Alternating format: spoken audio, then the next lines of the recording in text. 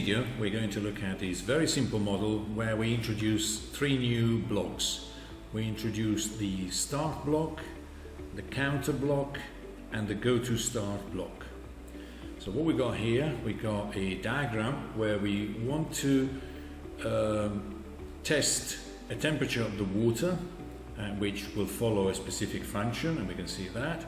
We see if this water is already boiling. If it's not boiling, we assume that we're increasing the temperature, and this increasing temperature goes through the counter, and we increase the temperature, and then we go to start. We go to start, so we go around the loop.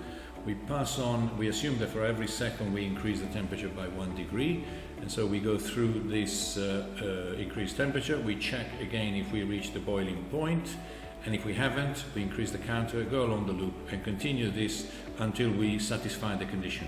Once we satisfy the condition, the water obviously has boiled, and we see how many seconds it's taken to boil the water. So let's have a look. So we have a start block that is used to create like a subroutine, like a path that is going to be carried out many times until a condition is satisfied.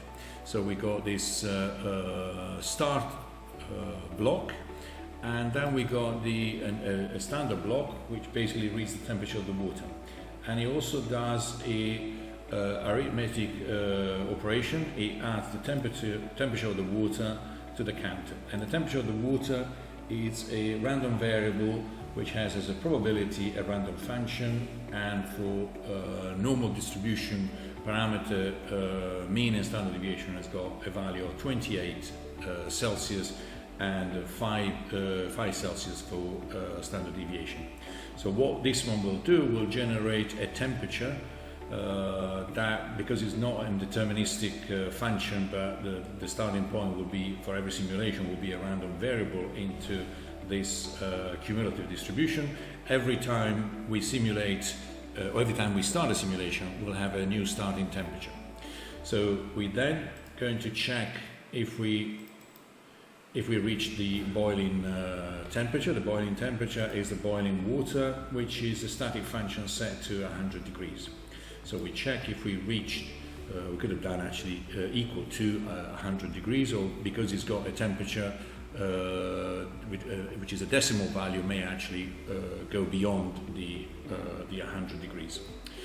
And if it hasn't, which we'll do for a number of times, we'll go down this block, which is a counter block, and the counter block will start from 0 and increase by 1, and we'll also store the temperature into a temporary storage unit, which is a storage unit called counter.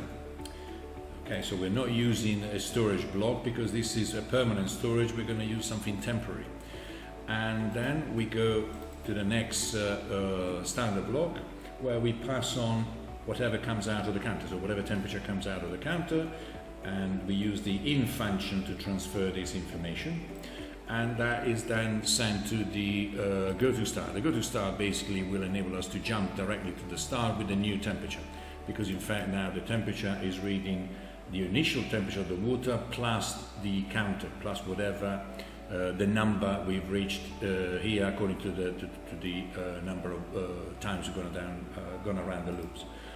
Once we satisfy the condition, then obviously the water has boiled, and we subtract the boiled water temperature, which is 100, minus the original temperature of the water, and that will give us how many seconds it has taken to boil the water. And what we are interested in our storage variable is to see the maximum number of seconds that will take to boil the water. So obviously these will not go around, we'll not simulate once, but we'll simulate probably 1,000 times. So let's simulate now.